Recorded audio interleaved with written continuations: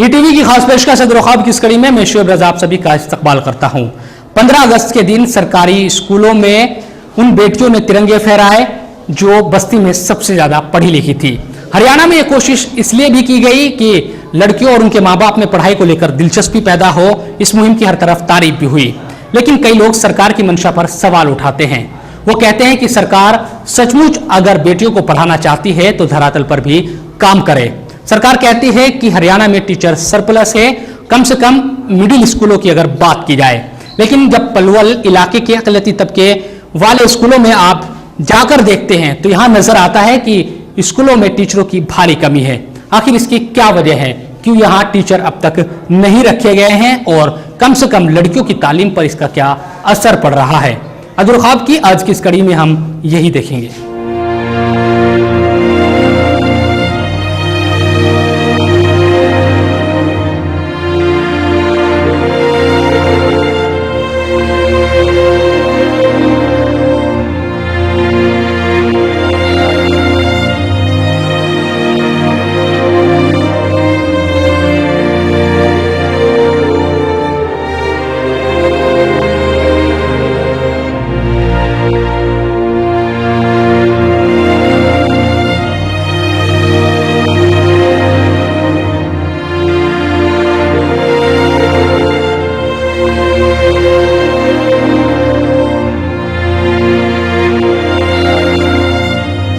ये तस्वीर गुजरे 15 अगस्त की है, जब हरियाणा के तमाम दूसरे सरकारी स्कूलों की तरह ही पलवल जिले के अजीजाबाद गांव में भी बस्ती की सबसे ज्यादा पढ़ी लिखी बेटी ने ही तिरंगा फहराया था।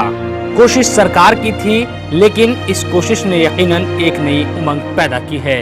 पहली बार ऐसा हुआ जब गांव के सरपंच नहीं बल्कि बस्ती की सबसे ज्यादा पढ़ी लिखी बेटी 15 अगस्त के दिन स्कूल और बस्ती की शान बढ़ा रही थी। अजीजाबाद के करीब मौजूद चौवन का नगला गांव में भी एक बेटी ने झंडा फहराया था। वो बेटी थी रिजवाना। रिजवाना 11वीं क्लास में पढ़ती है और वो गांव की एकमात्र ऐसी बेटी है जो इतने आगे तक फिलहाल पढ़ रही हो। रिजवाना कैमरे के सामने तो ज्यादा आत्मविश्वास में नहीं बोल पाती, लेकिन वो हमें जरूर बताती है कि झंडा फहराने के बाद से ही गांव के लोगों में उनके परिवार का मान बढ़ गया है और हर कोई अपनी बेटी को अब आगे पढ़ाने की बात कर रहा है। मुझे राष्ट्रीय झंडा फहरा, मेरे बड़े पापा मेरे साथ गए थे और मुझे राष्ट्रीय झंडा फहराने के लिए गया था। वहाँ पर गांव के 2-4 बड़े आदमी भी थे और राष्ट्रीय झंडा फहराया और सलामती दी। फिर उसके बाद फोटो हुए और बड़े सर जी बोले कि जिस तरह ये लड़की पढ़ी तुम्हारे गांव में उसी तरह पढ़ना। देख लो आज ये कि स्कूल में आई है झंडा फहराने के लिए। रिजवाना के पिता शब्बीर खान भी आज बेहद खुश है। वो अपनी बेटी रिजवाना को बहुत आगे बढ़ते देखना चाहते हैं। बहुत बढ़िया खुशी हुई जी मुझको, और भाई ने मुझको बहुत बढ़ावा दिया और लड़की को बहुत उमंग के साथ आगे और पढ़ाऊंगा। और गाँव में समाज में किस तरह की बातें हुई? ये कह रहे थे भाई आपने बहुत बढ़िया किया, आपकी लड़की ने जो पहली बार झंडा फहराया है बहुत अच्छा किया, यानी पहली बार हुआ हमारे इस गाँव में। अच्छा, कभी लगता है कि भाई लड़की है चलो बस बहुत पढ़ ली? नहीं नहीं नहीं, मेरे तो ये है जी जितनी इसकी वो है उमंग इतनी और भी आगे बढ़े। नहीं जी मतलब नहीं, ये आप कमी वैसी कमी है जी नहीं। लड़की और लड़का तो आगे बढ़ाना ही चाहिए जितना भी कोशिश हो सके पढ़ाने के लिए। कैसे बगैर पढ़ाई का तो जमाने नहीं है, जितना भी कोशिश करे पढ़ाए बच्चे को उमंग से साथ। हर गांव में एक परिवार की इज्जत बेटियों ने बढ़ाई क्योंकि वो गांव में सबसे ज्यादा पढ़ी लिखी थी और आज उसी के चर्चे भी है। सरकार की इस पहल की वाकई में तारीफ करनी होगी, जिसने दूसरे लोगों में भी बेटियों को पढ़ाने के लिए जज्बा पैदा कर दिया। हरियाणा के अंदर जितने भी सरकारी स्कूल हैं, प्राथमिक स्कूल हैं, सीनियर सेकेंडरी स्कूल हैं, सभी में ये एक पत्र के माध्यम से ये आदेश दिया गया कि भाई 15 अगस्त को जो ध्वजारोहण है वो विद्यालयों में गांव में सर्वाधिक पढ़ी हुई बेटी द्वारा फहरवाया जाए, जिससे लड़कियों के मन में शिक्षा के प्रति जागरूकता उत्पन्न हो और वो पढ़ने के लिए शिक्षित होने के लिए आगे बढ़कर आए। जिस 15 अगस्त को जिस दिन हमारी एक लड़की ने झंडा फहराया था तो हमारे लड़कियों में बहुत उत्साह हुआ और बहुत प्यार मोहब्बत जुड़ी कि हम भी ऐसी लड़की बनाएं जैसा आज इस लड़की ने झंडा फहराया है। इसलिए हमारे यहाँ टीचर दिलवाए जाएं और हम पढ़ने में बहुत ज़्यादा खुश है उस लड़की के देखने से। बच्चों को पढ़ाना चाहते हैं, बच्चियों को पढ़ाना चाहते हैं, बच्चे और बच्चियों को, लेकिन सुविधाएं नहीं मिल पाती है जी। लेकिन क्या वाकई में सरकार जितनी संजीदगी दिखाने की कोशिश कर रही है, वैसा हकीकत में बेटियों की पढ़ाई को लेकर नजर भी आता है क्या सरकारी स्कूलों में बेटियों की पढ़ाई का, उनके आगे बढ़ने का माकूल इंतजाम भी है, या फिर सरकार सिर्फ अपनी वाहवाही करवाने में लगी हुई है? ये अजीजाबाद का सरकारी मिडिल स्कूल है। आपको सुनकर हैरानी होगी कि इस क्लास में बैठी है बच्चियां 6वीं, 7वीं और 8वीं तीनों क्लास की है। ये सभी बच्चियां रोजाना एक साथ एक क्लास में पढ़ती है, क्योंकि इनको पढ़ाने वाला पूरे स्कूल में एक ही टीचर है। वो टीचर भी मिडिल स्कूल का नहीं बल्कि प्राइमरी स्कूल का है। लेकिन मास्टर जी पिछले कई सालों से यही सेवाएं दे रहे हैं ताकि बच्चों का कुछ कल्याण हो जाए।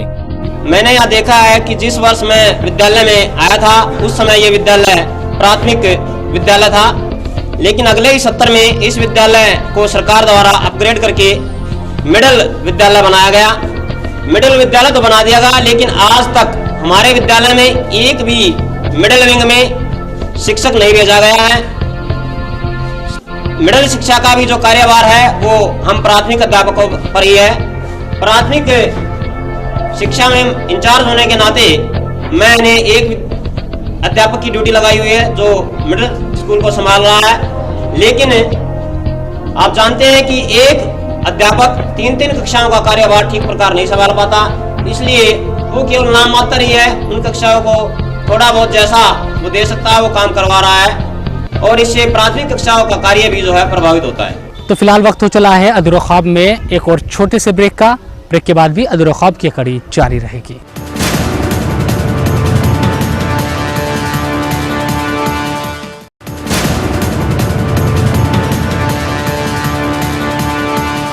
अजीजाबाद का स्कूल बड़ी मशक्कत के बाद मिडिल तक हो पाया था। गांव वाले भी खुश थे कि अब बच्चे पढ़ सकेंगे, क्योंकि लोगों के पास इतना ज्यादा पैसा नहीं कि बच्चों को कई किलोमीटर दूर प्राइवेट स्कूल में पढ़ा सके। लेकिन उनकी परेशानी अब बढ़ रही है, क्योंकि सरकार कहती है कि हरियाणा में टीचर सरप्लस है, लेकिन इस स्कूल में कोई टीचर ही नहीं, जिसकी वजह से बच्चे भी स्कूल छोड़कर जा रहे हैं। हाँ, ये है कि बच्चों की संख्या यहाँ काफ़ी है। लगभग अब तक 150 बच्चे थे जब हमने अप्रैल और मई में दाखिला किए थे, लेकिन अकेले अध्यापक होने के कारण मैं 150 बच्चों को नहीं संभाल पाता। तीनों क्लासों को एक साथ बच्चे आते भी नहीं है। हमने 2 कमरों में डिवाइड किया हुआ है इन्हें। जब मैं एक कमरे में जाता हूँ तो दूसरे कमरे में खाली हो जाते हैं, वहाँ कोई अध्यापक नहीं होता, तो बच्चे थोड़ा शोर भी करते हैं। तो इस कारण यहाँ से बच्चे जो है पढ़ने में रुचि कम लेते हैं। तो पिछले कई सालों से इस मिडिल स्कूल में कोई टीचर ही नहीं। प्राइमरी स्कूल के गेस्ट टीचर ही यहाँ बच्चों को पढ़ा रहे हैं। अब खुद सोचिए कि ये बच्चियाँ क्या तालीम हासिल कर रही होगी। दरअसल पलवल जिले में अजीजाबाद समेत आसपास के 10 से 12 ऐसे गांव हैं जहां अक़लियती आबादी बड़ी तादाद में है, लेकिन यहाँ के स्कूलों के हालात ज्यादा बेहतर नजर नहीं आते, जिसकी वजह से मुस्लिम लड़कियां पढ़ाई में ज्यादा आगे नहीं बढ़ पा रही है। गांव के पूर्व सरपंच कमाल कहते हैं कि टीचर न होने से उनकी बच्चियां पढ़ाई नहीं कर पा रही। गांव के लोग चाहते हैं कि उनकी बच्चियां पढ़े, लेकिन वो कैसे पढ़े जब सरकार उनकी बच्चों की तरफ देख ही नहीं रही। हमारे यहाँ टीचरों की बहुत ज़्यादा दिक्कत है जी। हमारे बच्चे पढ़ने में असमर्थ हैं, बाहर जाने से परेशान हैं। ना हमारी लड़की बाहर जा सकती है, ना बच्चे बाहर जा सकते हैं। हमको टीचर दिवाया जाए, टीचर आने चाहिए कि हमारे यहाँ बच्चे बहुत ज़्यादा हैं, कि लड़कियों को हम भेजने से परेशान है कि नौजवान लड़की है, हम यहाँ से स्कूल तकरीबन 4-5 किलोमीटर आगे पढ़ते हैं, इस वजह से हम लड़की नहीं भेज सकते हैं। गाँव में रहने वाले हंसा बताते हैं कि पहले के मुकाबले अब लड़कियों को पढ़ाने का चलन मुस्लिमों में बढ़ा है, लेकिन गरीब तबका होने की वजह से सरकारी स्कूलों के सहारे ही लड़कियों को पढ़ाया जा रहा है। लेकिन इस तरह के हालातों से गांव वाले दुखी है। ऐसा हाल सिर्फ अजीजाबाद का ही नहीं बल्कि आसपास के सभी अक़लियती आबादी वाले गांव का है। और पास के जितने हमारे गांव हैं सभी स्कूलों में शायद मैं गया हूँ, एक मीटिंग भी की है, वहाँ हर गांव में ये प्रॉब्लम आई है हमारे सामने। लड़कियां चाहती हैं, लड़कियां वाले चाहते हैं पढ़ाना, मगर हमें सरकार की तरफ से कोई फैसिलिटी नहीं हो रही, क्योंकि हमारे यहाँ टीचर नहीं है।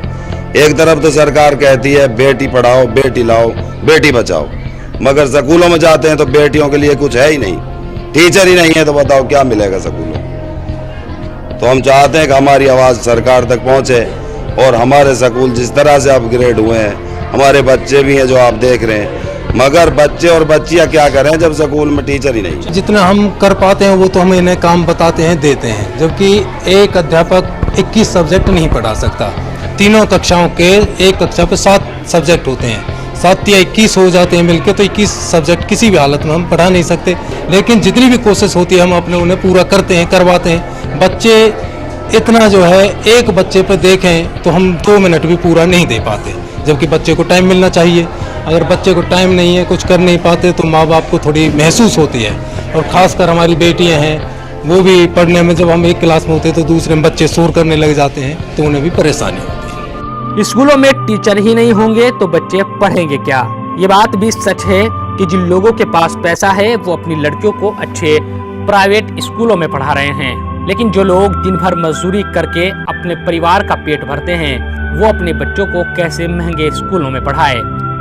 हमारे यहाँ से जिन बच्चियों ने अब से पहले मिडिल क्लास पास की थी वो बच्चियाँ आज घर पर बैठी हैं, क्योंकि सीनियर सेकेंडरी हमारे यहाँ से लगभग 7-7, 8-8 किलोमीटर दूर है।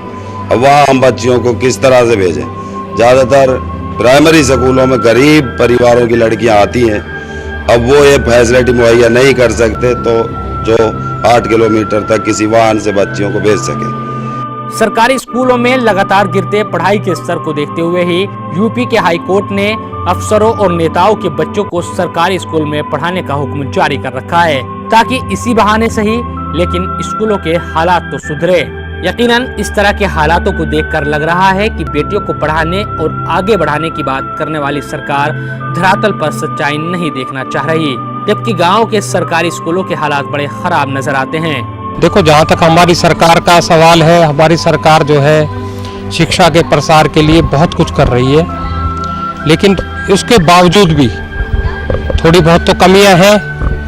बाकी हमारी सरकार जो है पूरा प्रयास कर रही है। जहाँ तक भवन का सवाल है, भवन पूरा बना हुआ है, बच्चे भी आ रहे हैं, लेकिन बच्चों का स्टैंडर्ड थोड़ा सा कम है पढ़ाई लिखाई में। उस वक्त हमारे प्राइमरी में करीब 350 करीब बच्चे थे।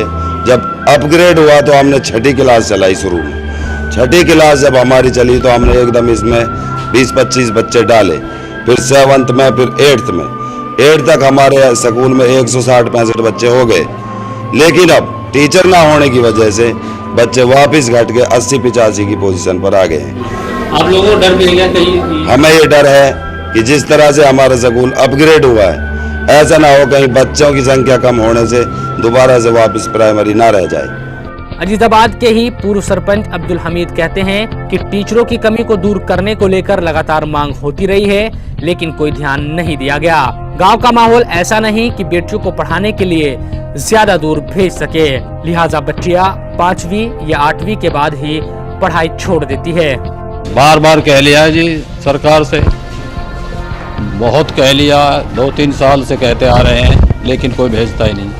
आप पढ़ाना चाहते हैं अपने बच्चों को? पढ़ाना चाहते हैं, पूरे दाखिल हैं यहाँ। हमारे लड़कियों की ज़्यादा तादाद है हमारे स्कूल में, और भी, और अगर स्टाफ आ जाए तो और ज़्यादा हो जाएगी, सारी बच्चियाँ आ जाएंगी। ये एक senior secondary, girls senior secondary school है, और इसमें यहाँ के ब्लॉक के चारों तरफ से गाँव से लड़कियाँ आती हैं, पर वो हाई स्कूल अगर उनके गाँव में है तो वहीं तक पढ़ाई करती हैं। उसके बाद कुछ लड़कियां वुमेन्स मोस्टली रह जाती हैं घरों में, क्योंकि उनको कन्वेंस की प्रॉब्लम होती है यहाँ आने जाने की। इस कारण वो 10th के बाद स्कूल छोड़ देती हैं, या जिधर मिडिल स्कूल है आफ्टर 8th वो स्कूल में नहीं जाती हैं लड़कियाँ। यही रीज़न है कि वो आने जाने की उनको प्रॉब्लम होती है। अदुर ख्वाब में वक्त हो चला एक और छोटे से ब्रेक का। ब्रेक के बाद भी अदुर ख्वाब की कड़ी जारी रहेगी।